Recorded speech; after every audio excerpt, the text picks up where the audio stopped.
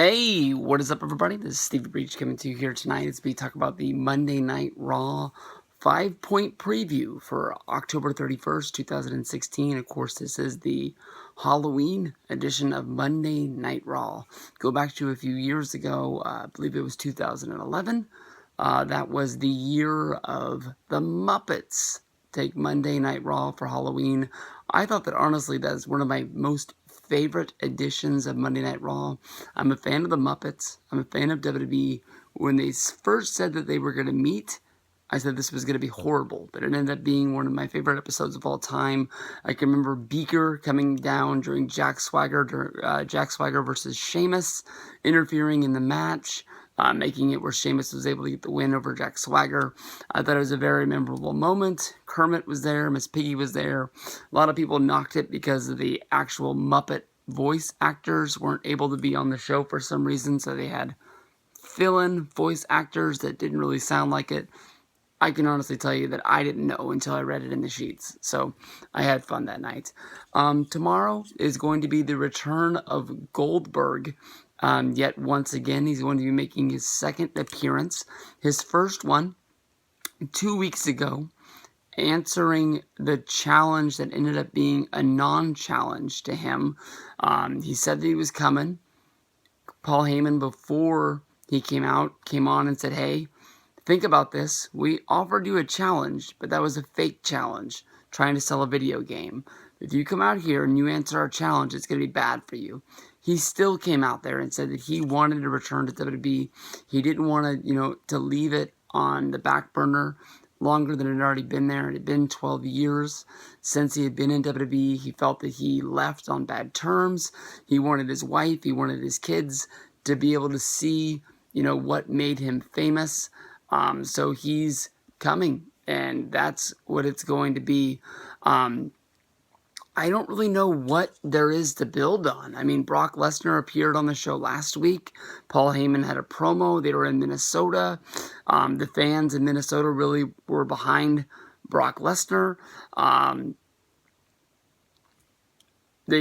It's Minnesota. I mean, it's not where Brock lives. I mean, he's moved to Canada. But people are always going to think of Minnesota being the hometown of Brock Lesnar. I'm sure the people in Minnesota don't even know that he doesn't live there because of the obscure part of the state that he would live in to go out and go hunting and do everything that he does. He moved to Canada to be more obscure from the rest of the world. He doesn't really like people being around other than his family. He doesn't really like going to work unless he's going to make money. So it is what it is. But Goldberg's going to be there. He did really well his last time he was there. But now he has to show up, and I'm guessing that he has to actually deliver a real promo saying that he's going to whoop up on Brock Lesnar. So now we're going to have to see if this is really going to be believable. This is the main selling point for Survivor Series, is Goldberg versus Brock. This is what they're really going to push. SmackDown versus Raw seems like it's going to be a little bit early to have that sort of... It doesn't really seem like it's going to have that sort of just push to be a really strong selling point. You're not going to really have dream matches matching up because these people haven't been apart from each other, but for a couple of months. I mean, the brand split was in June, maybe July, the early part of the summer. So for them to already be pushing Raw versus SmackDown, especially when you have guys like Cesaro, a guy that, when he was drafted to Raw, immediately said he didn't want to be on Raw. He wanted to be on SmackDown, the wrestling show. Or you've got a guy like Jack Swagger, who's left Raw and gone to SmackDown after losing to somebody like Jinder Mahal. And then he goes and he got a win over Baron Corbin, but then lost a pay-per-view match to Baron Corbin and lost a SmackDown match to Baron Corbin. So Goldberg versus Brock definitely is going to be the strong selling point. Every pay-per-view seems to have one strong match, but this is going to be Raw and SmackDown's joint effort. It just means that Goldberg and Brock is a selling point. I know that a lot of people think they're going to be doing Brock versus Shane McMahon. That's why it sort of would have made a little bit more sense to me with this being a co-branded show if Shane McMahon would have been the guy to bring Brock in. Or, I'm sorry, to bring Goldberg in.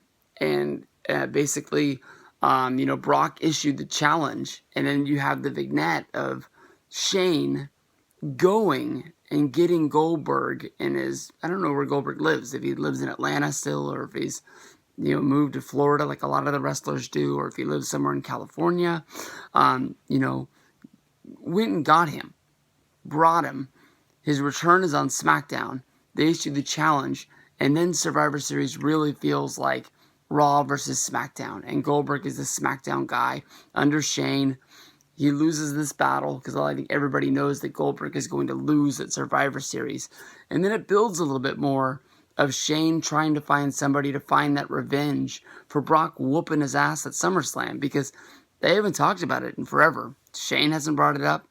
Brock hasn't brought it up. Stephanie hasn't brought it up.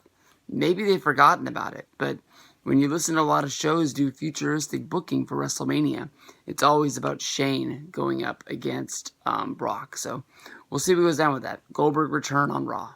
With the rest of Monday Night Raw on the 5-point preview, I can honestly say that it's going to be a little bit hard to figure out what they're going to be doing for Raw. They haven't updated the Raw 5-point preview. They normally don't put this one up until the pay-per-view ends, and they basically just promote the pay-per-view as to what happened.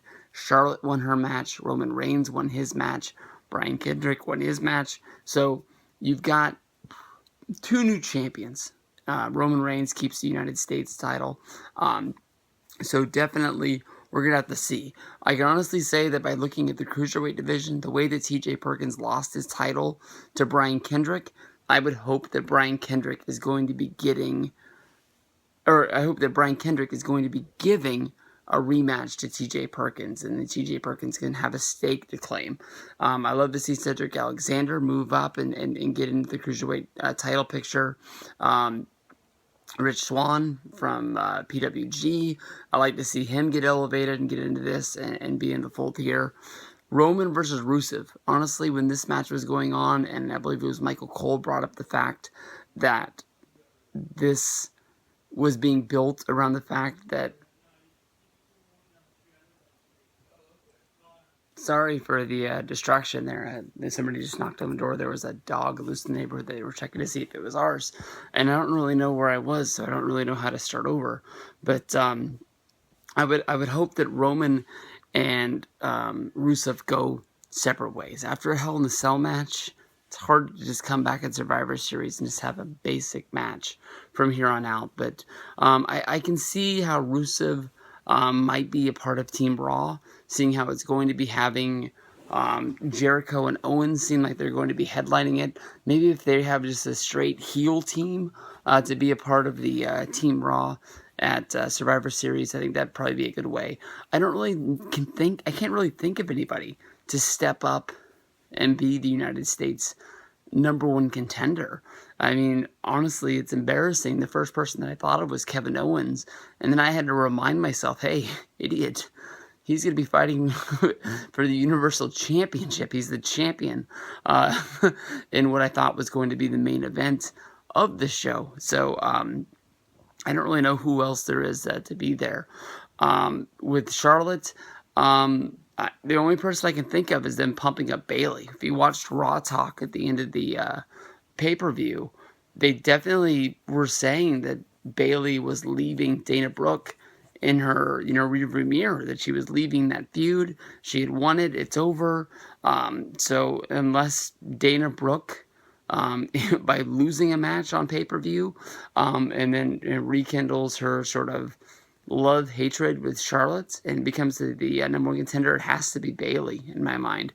Sasha, I don't know if she's going to be selling the effects of Hell in the Cell.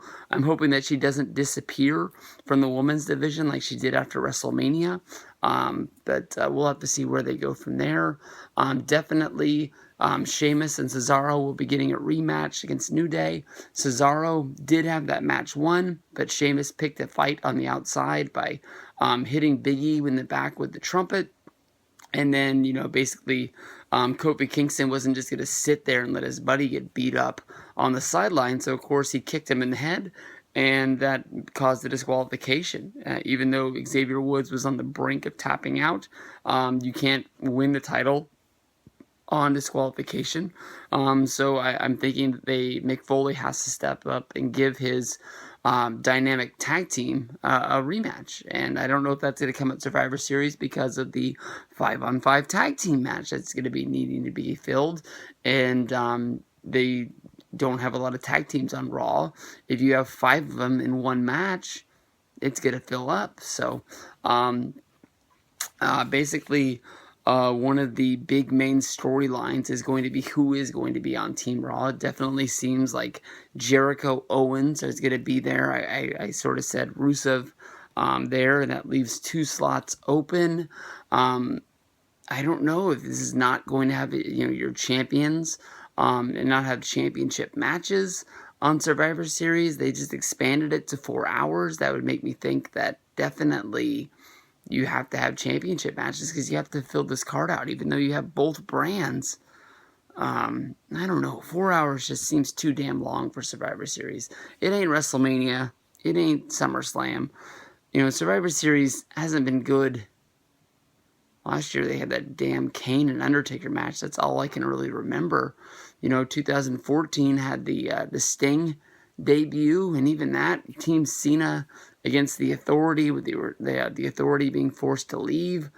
That didn't really seem like it was the biggest build of all time, especially when you had those teams sort of being filled out by Brody Hoover. No, not by Brody Hoover, but by Eric Rowan and Luke Harper, and their babyface and heel turns, leaving the Wyatts.